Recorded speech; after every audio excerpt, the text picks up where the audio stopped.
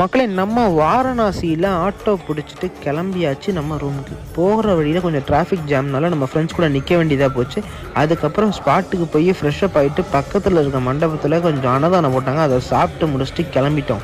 இப்போ நம்ம போகிற ஸ்பேஸ் தான் கங்கா ரிவர்.